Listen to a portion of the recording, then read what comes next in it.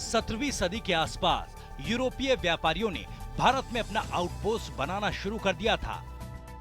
सभी तरह की संभावनाएं होने की वजह से उनका व्यापार अच्छे से स्थापित हो गया, तो उनके मन में लालच बढ़ता गया और उन्होंने भारत में मिलिट्री फोर्स तैनात करना शुरू कर दिया।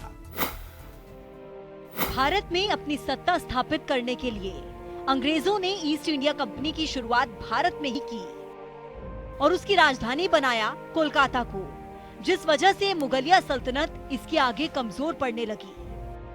इस वजह से अंग्रेजों ने भारत में अपनी पकड़ बनानी शुरू कर दी। ईस्ट इंडिया कंपनी की सेना से 1757 में नवाब सिराजुद्दौला ने युद्ध किया। हालांकि इस युद्ध में उन्हें विजय प्राप्त नहीं हुई और वो हार गए और ब्रिटिश साम्राज्य ने भारत में अपना कब्जा कर लिया। बक्सर के युद्ध में 1764 में भी अंग्रेजों को ही सफलता मिली, जिस वजह से अंग्रेज बिहार, बंगाल और उड़ीसा पर भी हावी हो गए। भारत स्वतंत्रता संग्राम में 1857 की क्रांति का बहुत ही बड़ा महत्व है। ये लड़ाई अंग्रेजों से आजादी की पहली लड़ाई मानी जाती है और ये लड़ाई पूर्ण रूप से ब्रिटिश ईस्ट इंडिया कंपनी के विरुद्ध में की गई थी। मंगल पांडे ने इस क्रांति की शुरुआत की थी। मंगल पांडे एक ब्रिटिश रेजिमेंट सैनिक थे। गाय कारतूस में गाय के मांस और चर्बी का इस्तेमाल करने से वो मना करते थे। गाय को बचाने के लिए मंगल पांडे ने बगावत शुरू की। इस बगावत में मंगल पांडे ने बैरकपुर रेजिमेंट के एक अफसर को मौत के घाट उतार दिया।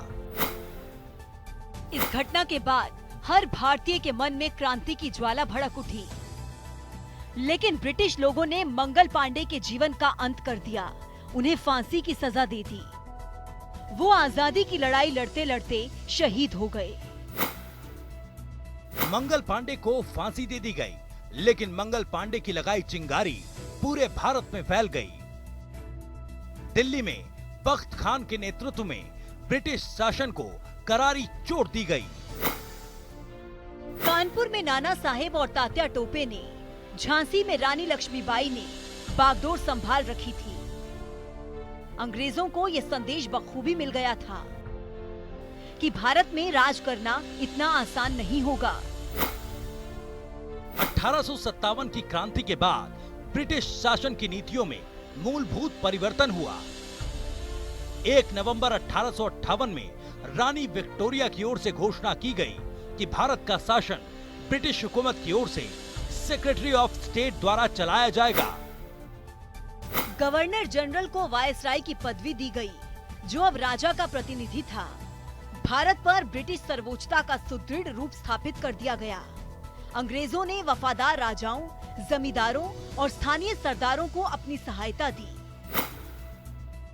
अंग्रेजी हुकूमत की बदली नीति के तहत शिक्षित और आम जन समूह की ओर ध्यान नहीं दिया गया, जिसका परिणाम ये हुआ कि ब्रिटिश शासन के प्रति घृणा बढ़ती चली गई। इससे भारतीय राष्ट्रीय आंदोलन शुरू हुआ। भारतीय राष्ट्रीय आंदोलन का नेतृत्व राजा राम मोहन राय, बंकिम चंद्र चटर्जी, ईश्वर चंद्र विद्यासागर, सुधारवादी के हाथ चला गया। उन्होंने राष्ट्रीय एकता की मनोवैज्ञानिक पृष्ठभूमि तैयार की। मुख्य उद्देश्य मध्य वर्ग और आम नागरिकों को संगठित कर राजनीति में आने को प्रेरित करना था। सदी के बदलने के साथ ही लोकमान्य बाल गंगाधर तिलक और अरविंद घोष ने स्वदेशी आंदोलन को चलाया।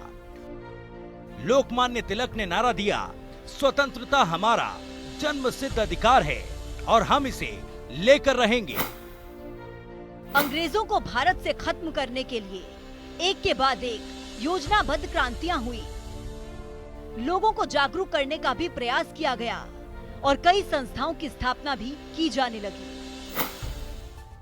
1867 में ईस्ट इंडिया एसोसिएशन की स्थापना दादा भाई नौरोजी ने की और इसी के साथ भारत की आजादी के लिए लोगों के मन में आजादी की अलग जगाने का काम किया। सुरेंद्र नाथ बनर्जी ने इंडियन नेशनल एसोसिएशन की स्थापना 1876 में की। इन संस्थाओं ने भारतीयों के मन में एकता जागृत करने का काम किया। इन महत्वपूर्ण क्रांतियों के बीच साल 1885 में इंडियन नेशनल कांग्रेस की स्थापना हुई और इस पार्टी में कई दिग्गज नेता भी शामिल हुए। राष्ट्रीय कांग्रेस का प्रथम अधिवेशन 1885 में व्योमेश चंद्र बनर्जी की अध्यक्षता में मुंबई में हुआ था। 1907 तक कांग्रेस के दो दल बन चुके थे, गरम दल और नरम दल। भारतीय राष्ट्रीय कांग्रेस के नरम दल का नेतृत्व गोपाल कृष्ण गोखले, फिरोज शाह मेहता और दादा भाई नौरोजी कर रहे थे। नरम दल ब्रिटिश राज में स्वशासन चाहता था, जबकि गरम दल का नेतृत्व बाल गंगाधर तिलक, लाला लाजपत राय और विपिन चंद्र पाल कर रहे थे। गरम दल पूर्ण स्वराज की मांग कर रहा था। हालांकि आगे चलकर ये दल एक हो गए, लेकिन उनमें विचारधारा अलग ही रही। 1919 में रॉलेट एक्ट यानी कि ट्रायल के बिना जेल में डाल देने के विरोध में क्रांति हुई, जिसका परिणाम जलियांवाला बाग नरसंहार था।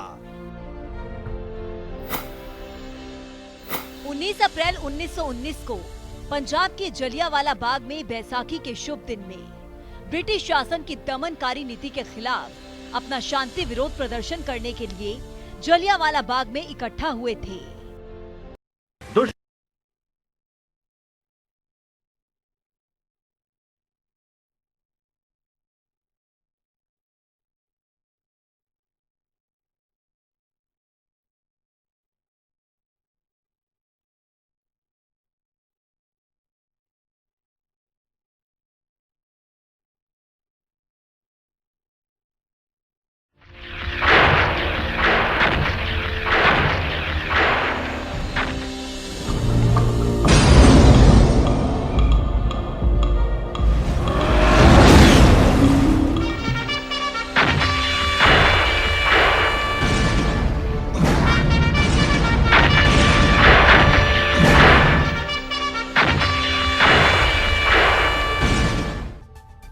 सत्रहवीं सदी के आसपास यूरोपीय व्यापारियों ने भारत में अपना आउटपोस्ट बनाना शुरू कर दिया था। सभी तरह की संभावनाएं होने की वजह से उनका व्यापार अच्छे से स्थापित हो गया, तो उनके मन में लालच बढ़ता गया और उन्होंने भारत में मिलिट्री फोर्स तैनात करना शुरू कर दिया। भारत में अपनी सत्ता स्थापित करने के लिए अंग्रेजों ने ईस्ट इंडिया कंपनी की शुरुआत भारत में ही की और उसकी राजधानी बनाया कोलकाता को, जिस वजह से मुगलिया सल्तनत इसके आगे कमजोर पड़ने लगी। इस वजह से अंग्रेजों ने भारत में अपनी पकड़ बनानी शुरू कर दी। ईस्ट इंडिया कंपनी की सेना से 1757 में नवाब सिराजुद्दौला ने युद्ध किया।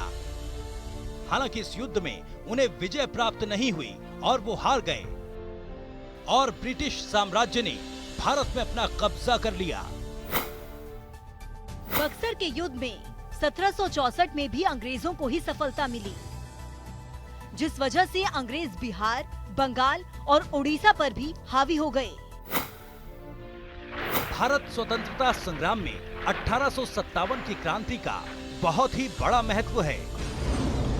ये लड़ाई अंग्रेजों से आजादी की पहली लड़ाई मानी जाती है और ये लड़ाई पूर्ण रूप से ब्रिटिश ईस्ट इंडिया कंपनी के विरुद्ध में की गई थी। मंगल पांडे ने इस क्रांति की शुरुआत की थी। मंगल पांडे एक ब्रिटिश रेजिमेंट सैनिक थे। गाय कारतूस में गाय के मांस और चर्बी का इस्तेमाल करने से वो मना करते थे। गाय को बचाने के लिए मंगल पांडे ने बगावत शुरू की। इस बगावत में मंगल पांडे ने बैरकपुर रेजिमेंट के एक अफसर को मौत के घाट उतार दिया। इस घटना के बाद हर भारतीय के मन में क्रांति की ज्वाला भड़क उठी, लेकिन ब्रिटिश लोगों ने मंगल पांडे के जीवन का अंत कर दिया, उन्हें फांसी की सजा दे दी। वो आजादी की लड़ाई लड़ते लड़ते शहीद हो गए। मंगल पांडे को फांसी दे दी गई, लेकिन मंगल पांडे की लगाई चिंगारी पूरे भारत में फैल गई। दिल्ली में बख्त खान के नेतृत्व में ब्रिटिश शासन को करारी चोट दी गई। कानपुर में नाना साहेब और तात्या टोपे ने, झांसी में रानी लक्ष्मीबाई ने बागडोर संभाल रखी थी। अंग्रेजों को यह संदेश बखूबी मिल गया था कि भारत में राज करना इतना आसान नहीं होगा। 1857 की क्रांति के बाद ब्रिटिश शासन की नीतियों में मूलभूत परिवर्तन हुआ।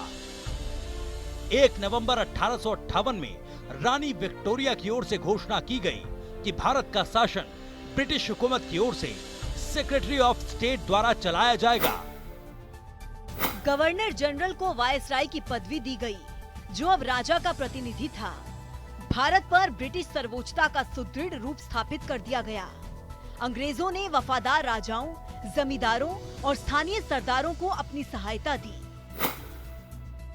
अंग्रेजी हुकूमत की बदली नीति के तहत शिक्षित और आम जन समूह की ओर ध्यान नहीं दिया गया, जिसका परिणाम ये हुआ कि ब्रिटिश शासन के प्रति घृणा बढ़ती चली गई।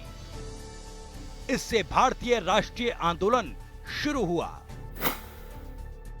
भारतीय राष्ट्रीय आंदोलन का नेतृत्व राजा राम मोहन राय, बंकिम चंद्र चटर्जी, ईश्वर चंद्र विद्यासागर, सुधारवादी के हाथ चला गया। उन्होंने राष्ट्रीय एकता की मनोवैज्ञानिक पृष्ठभूमि तैयार की।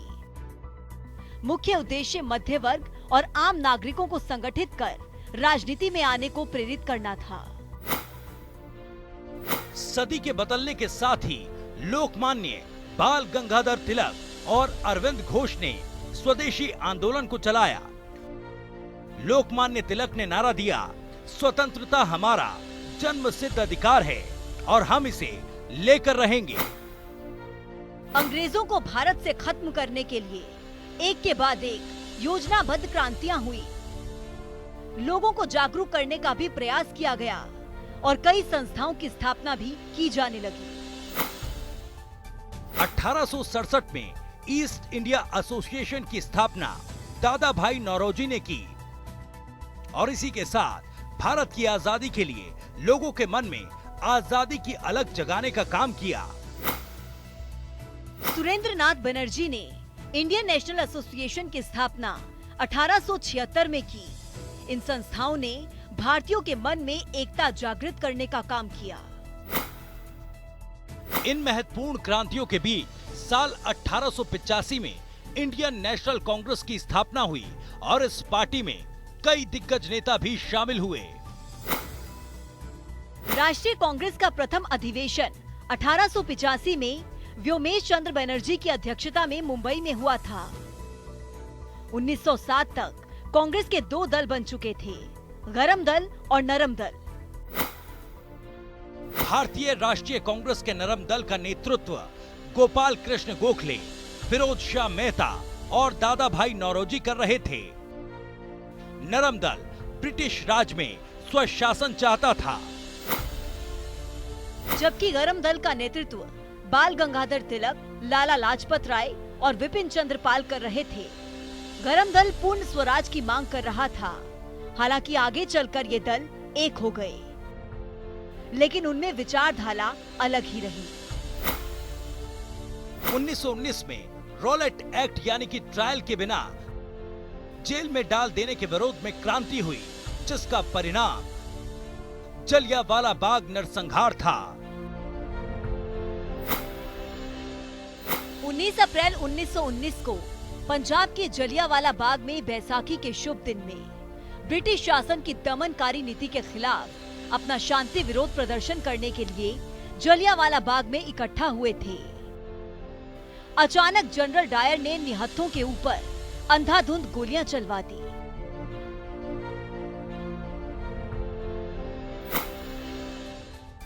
क्रांतिकारी उधम सिंह के सामने ही 13 अप्रैल 1919 को जलियांवाला बाग नरसंहार हुआ था। उन्होंने अपनी आंखों से डायर की करतूत देखी थी।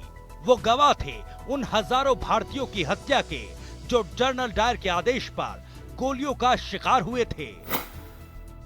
उधम सिंह ने जलियांवाला बाग की मिट्टी हाथ में लेकर जनरल डायर और तत्कालीन पंजाब के गवर्नर माइकल ओ ड्वायर को सबक सिखाने की प्रतिज्ञा ली।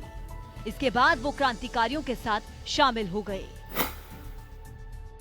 उधम सिंह अपनी प्रतिज्ञा को पूरा करने के लिए मेहनत करते रहे। उधम सिंह के लंदन पहुंचने से पहले जनरल डायर बीमारी के चलते मारा गया। ऐसे में उन्होंने अपना पूरा ध्यान माइकल और ड्वायर को मारने पर लगाया और उसे पूरा किया। 13 मार्च 1940 को रॉयल सेंट्रल एशियन सोसाइटी की लंदन के काक्सटन हॉल में बैठक थी। वहां माइकल और ड्वायर भी स्पीकर्स में से एक था। उधम सिंह उस दिन टाइम से वहां पर पहुंच गए। अपनी रिवॉल्वर उन्होंने एक मोटी किताब में छिपा रखी थी। उन्होंने किताब के पन्नों को रिवॉल्वर के शेप में काट लिया था और बक्से जैसा बनाया था। उससे उनको हथियार छिपाने में आसानी हुई। बैठक के बाद दीवार के पीछे से मोर्चा संभालते हुए उधम सिंह ने माइकल और ड्वायर को निशाना बनाया। उधम की चलाई हुई 2 गोलियां ड्वायर को लगी, जिससे उसकी तुरंत मौत हो गई। इसके साथ ही उधम सिंह ने अपनी प्रतिज्ञा पूरी की।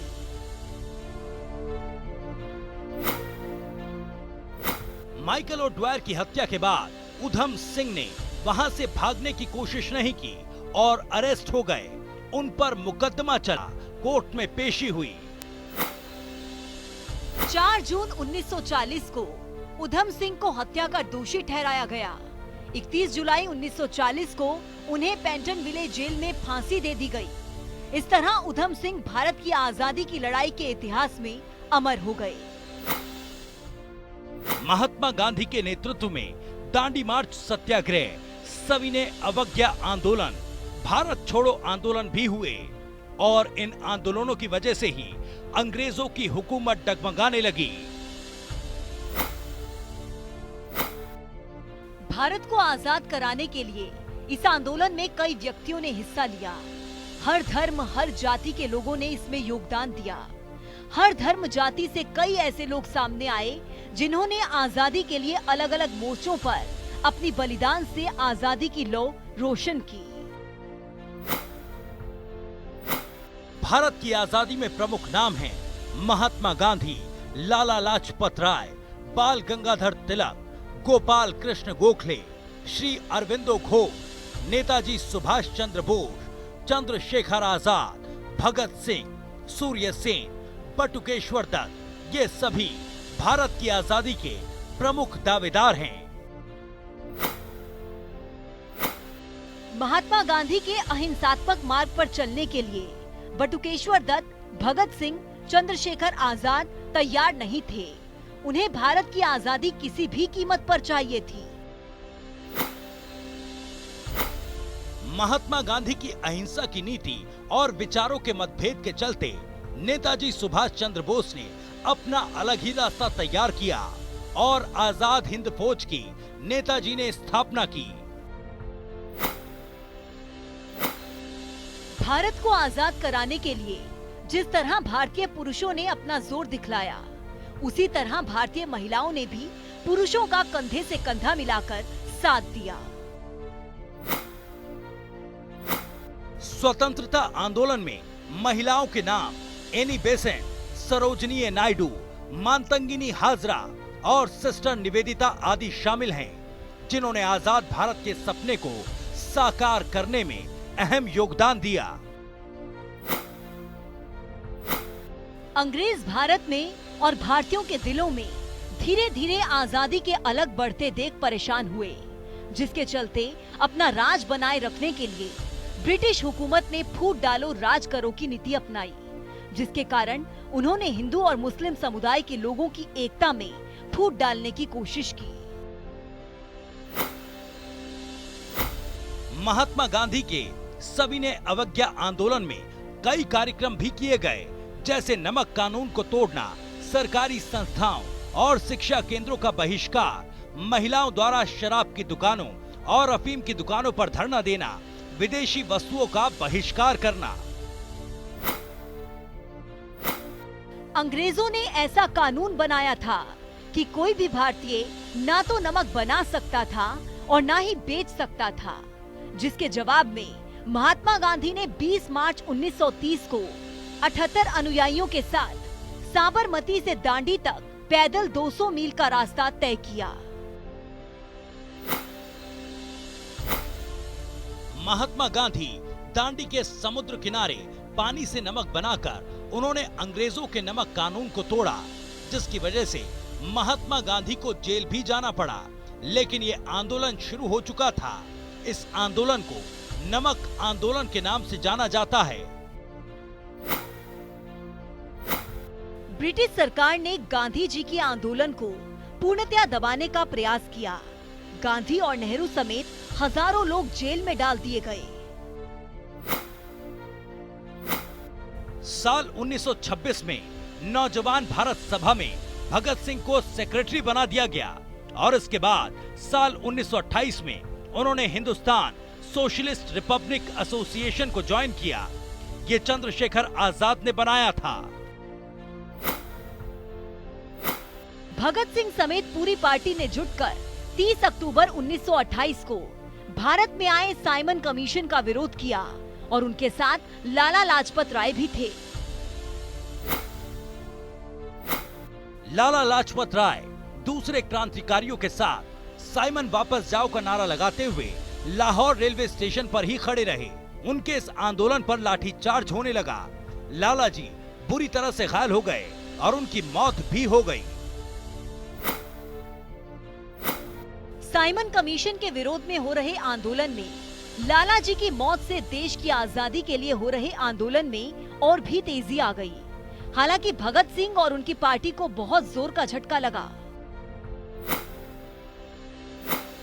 भगत सिंह और उनके साथियों ने ठान लिया कि अंग्रेजों को इसका जवाब देना होगा और लाला जी की मौत के जिम्मेदार लोगों को मार डाला जाएगा।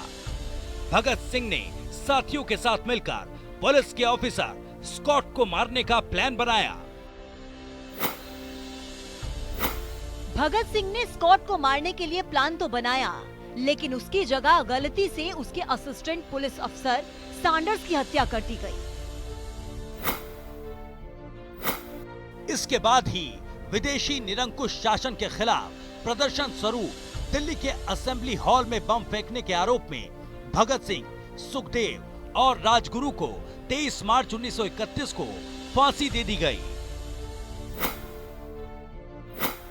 भारत छोड़ो आंदोलन की शुरुआत महात्मा गांधी ने की थी, लेकिन महात्मा गांधी इसे अहिंसा के मार्ग पर चलकर ही पूरा करना चाहते थे, लेकिन आम जनता का गुस्सा फूट पड़ा। कहीं कहीं भारत छोड़ो आंदोलन हिंसात्मक तरीके से भी चलाया गया। यह आंदोलन 9 अगस्त 1942 में शुरू हुआ था, जिसमें महात्मा गांधी ने नारा दिया कि करो या मरो। स्वतंत्रता के पहले कांग्रेस ने ब्रिटिश शासन के समक्ष स्वराज्य की मांग रखी। भारत में 26 जनवरी को आजादी का जश्न मनाया गया। कांग्रेस ने भी सभी भारत के निवासियों से निवेदन किया कि वो इस आंदोलन में अपना योगदान दें। 26 जनवरी को आजादी का जश्न और कांग्रेस की अपील पर भारत के लोगों ने बड़ी संख्या में इस आंदोलन में हिस्सा लिया और इसे सफल बनाया। इस आंदोलन की वजह से ही अंग्रेजों की सरकार कमजोर पड़ने लगी। गांधी जी के जन आंदोलन से देश की जनता आजादी के लिए जागरूक हो गई थी। वहीं दूसरी तरफ सुभाष चंद्र बोस की आजाद हिंद फौज की गतिविधियों ने अंग्रेज शासन की नाक में दम कर रखा था। 1945 में दूसरे विश्व युद्ध के खत्म होने के वक्त ब्रिटिश आर्थिक रूप से काफी कमजोर हो गए। ब्रिटिश साम्राज्य की हालत बद से बदतर होने लगी। दूसरे देशों की बात छोड़ दें, अंग्रेज अपने देश पर शासन करने में भी असमर्थ हो गए थे। वहीं 1945 के ब्रिटिश चुनावों में लेबर पार्टी की जीत ने आजादी के द्वार खोल दिए थे, क्योंकि उन्होंने अपने मैनिफेस्टो में भारत जैसी दूसरी इंग्लिश कॉलोनियों को भी आजादी देने की बात कही थी।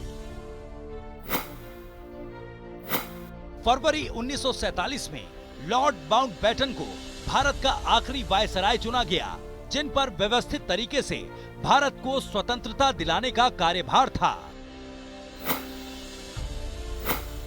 लेबर पार्टी आजादी के लिए कुछ सहानुभूति रखती थी, 1946 में एक कैबिनेट कमीशन भारत भेजा गया। इसके बाद ही अंतरिम सरकार के निर्माण का प्रस्ताव भेजा गया। जवाहरलाल नेहरू के नेतृत्व में एक अंतरिम सरकार का निर्माण किया गया। मुस्लिम लीग ने संगठन सभा की मीटिंग में शामिल होने से इनकार कर दिया क्योंकि वो एक अलग राज्य यानी कि पाकिस्तान की मांग कर रहे थे। इसके बाद लॉर्ड माउंटबेटन ने भारत और पाकिस्तान के रूप में भारत के विभाजन की योजना प्रस्तुत की। भारत के सामने इसको स्वीकार करने के अलावा और कोई विकल्प नहीं था। 14 अगस्त 1947 की आधी रात को भारत आजाद हुआ। 15 अगस्त 1947 को लॉर्ड माउंटबेटन ने अपने दफ्तर में काम किया। दोपहर में नेहरू ने अपने मंत्रिमंडल की सूची सौंपी और बाद में इंडिया गेट के पास प्रिंसेस गार्डन में एक सभा को संबोधित किया। भारत के तत्कालीन वायसराय लॉर्ड माउंटबेटन के प्रेस सचिव कैम्पबेल जॉनसन के मुताबिक मित्र देश की सेना के सामने जापान के समर्पण की दूसरी वर्षगांठ 15 अगस्त को पड़ रही थी। इसी दिन भारत को आजाद करने का फैसला हुआ। भारत के अंतिम वायसराय लॉर्ड माउंटबेटन ही वो व्यक्ति थे जिन्होंने भारत और पाकिस्तान की आजादी का दिन चुना। जब माउंटबेटन भारत आए थे तो उन्हें भारत और पाकिस्तान अविभाजित मिला था। ऐसे में किसी भी विवाद को जन्म देने से बचने के लिए वायसराय ने 14 अगस्त को पाकिस्तान को आजादी दी और लाहौर को उसकी राजधानी घोषित किया। माउंटबेटन अपने कार्यकाल के लिए बेहद सौभाग्यशाली माने जाते थे। इसके पीछे खास वजह थी। असल में दूसरे विश्व युद्ध के दौरान 1945 में 15 अगस्त के ही दिन जापान की सेना ने उनकी अगुवाई में ब्रिटेन के सामने आत्मसमर्पण कर दिया था। माउंटबेटन उस समय संबंध सेनाओं के कमांडर थे। महात्मा गांधी आजादी के दिन दिल्ली से हजारों किलोमीटर दूर बंगाल के नोआखली में थे, जहां वो हिंदू और मुसलमानों के बीच सांप्रदायिक हिंसा को रोकने पर अनशन पर बैठे थे। जब तय हो गया कि भारत 15 अगस्त को आजाद होगा, तो जवाहरलाल नेहरू और सरदार वल्लभ भाई पटेल ने महात्मा गांधी को खत भेजा। इस खत में लिखा था कि 15 अगस्त हमारा पहला स्वाधीनता दिवस होगा। आप राष्ट्रपिता हैं, इसमें शामिल हो, अपना आशीर्वाद दें। गांधी ने इस खत का जवाब भिजवाया। जब कलकत्ते में हिंदू मुस्लिम एक दूसरे की जान ले रहे हैं, ऐसे में मैं जश्न मनाने के लिए कैसे आ सकता हूँ? मैं दंगा रोकने के लिए अपनी जान दे दूंगा। जवाहरलाल नेहरू ने ऐतिहासिक भाषण ट्रिस्ट विद डेस्टिनी 14 अगस्त की आधी रात को वायसराय लॉज से दिया था। वायसराय लॉज को अब हम राष्ट्रपति भवन के नाम से जानते हैं। हालांकि तब नेहरू प्रधानमंत्री नहीं बने थे। इस भाषण को पूरी दुनिया ने सुना, लेकिन गांधी उस दिन 9 बजे सोने चले गए थे। हर स्वतंत्रता दिवस पर भारतीय प्रधानमंत्री लाल किले से झंडा फहराते हैं, लेकिन 15 अगस्त 1947 को ऐसा नहीं हुआ था। लोकसभा सचिवालय के एक शोध पत्र के मुताबिक नेहरू ने 16 अगस्त 1947 को लाल किले से झंडा फहराया था। भारत 15 अगस्त को आजाद जरूर हुआ, लेकिन उसका अपना कोई राष्ट्रगान नहीं था। रविंद्रनाथ टैगोर जन गण मन 1911 में ही लिख चुके थे, लेकिन ये राष्ट्रगान 1950 में बन पाया। 15 अगस्त तक भारत और पाकिस्तान के बीच सीमा रेखा का निर्धारण नहीं हुआ था। इसका फैसला 17 अगस्त को रेड क्लिफ लाइन की घोषणा से हुआ। 15 अगस्त भारत के अलावा 3 अन्य देशों का भी स्वतंत्रता दिवस है। दक्षिण कोरिया जापान से 15 अगस्त 1945 को आजाद हुआ।